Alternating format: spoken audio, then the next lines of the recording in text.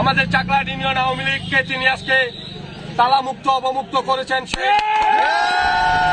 সারা বাংলাদেশের সরকার গঠনের পথের এই প্রথম মুহূর্তে পঞ্চগড় সদর উপজেলা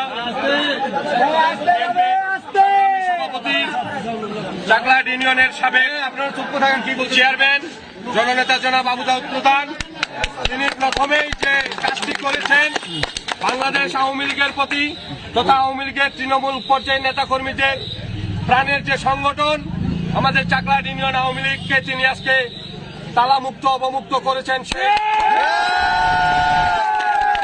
যারা এই দেশটাকে পাকিস্তান বানাতে চেয়েছিল,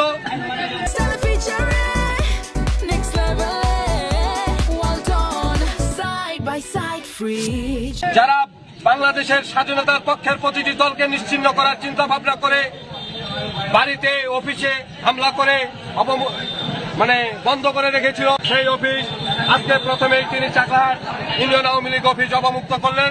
আমরা চাকলাহাট ইউনিয়ন আওয়ামী লীগ সহ সকল অঙ্গ সহযোগী সংগঠনের পক্ষ থেকে তিনার কাছে আমরা কৃতজ্ঞতা প্রকাশ করছি। সেই সাথে আগামী দিনে যে কোনো মিছিল মিটিং আন্দোলন সংগ্রাম স্বাধীনতার সপক্ষের সকল উন্নয়নের ক্ষেত্রে আমরা না আওয়ামী লীগ না বিএনপি না জাতীয় পার্টি সকলে ঐক্যবদ্ধ হয়ে স্বাধীনতা বিরোধীদের পক্ষে থাকবো এবং ঐক্যমত্যের ভিত্তিতে